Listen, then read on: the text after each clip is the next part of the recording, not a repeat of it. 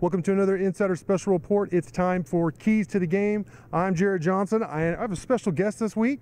We have Pete Christy from News Channel 11 here in Lubbock. He's been a local legend for decades. He's also, also my co-host on the Rockin Pregame on Rock 101 FM and the Postgame as well. So, man, we're pretty much brothers at this point. So I'm really glad to have you on the site and have you on this report. Really appreciate it. Man, I'm excited, especially coming off that huge win over Oklahoma State.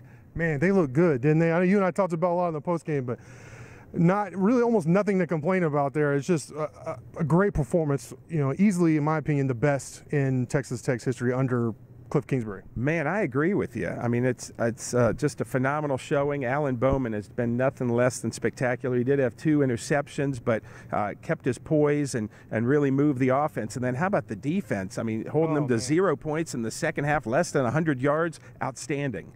Absolutely. Now, it doesn't get any easier for the Red Raiders. They host number 12 West Virginia here at the Jones, 11 a.m. on Saturday.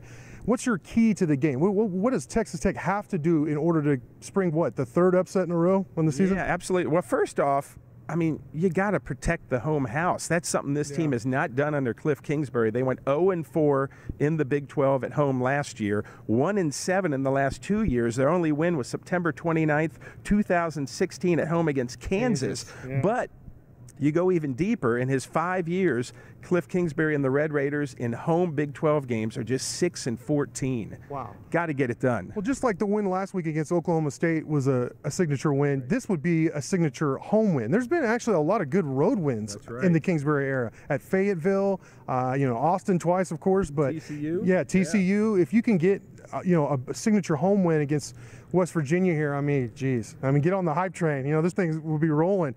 So what do you think, other than just protecting the house, as far as schematically or in the game, what do you think the Red Raiders have to do? Well, just like what they did last week, is getting the run game going, which opened things up. I mean, we didn't think it was going to happen last week, and man, DeMarcus Felton went off 121 yards. They had 224 on the ground. I think you got to get that running game going and get that ball moving. You were so right on that, and I was skeptical of Tech being able to actually get the run game going against the Cowboys, and man, there are holes just wide open. That offensive line just dominated. So I agree with you there against West Virginia, who on paper they have a much improved defense from last year. I'm going to go on the other side of the ball, and I'm just going to say they have to continue, honestly, to play the sound football they did in the secondary in the second half. They've been really good at making in-game adjustments, or so it seems. They've been much better as the game goes along, these last 2 games against Houston and then West Virginia. So if they can not give up the big play and kind of keep everything in front of them and continue to I guess make those adjustments and get better as the game goes along, I think it's really going to help them, or go a long way towards the Red Raiders pulling off the upset. Yeah, absolutely. And then, the bugaboo, too, has been penalties. They only had 3 for 20 on the road with that hostile crowd that's right on top of you. That's incredible. Hopefully they can keep that going. And, I think back to when West Virginia came in ranked number 5. I think it was Geno Smith. And Red Raiders torched them. I think it was 49-14. That was in Tuberville's last year. 2012, right? Right. So let's get it again.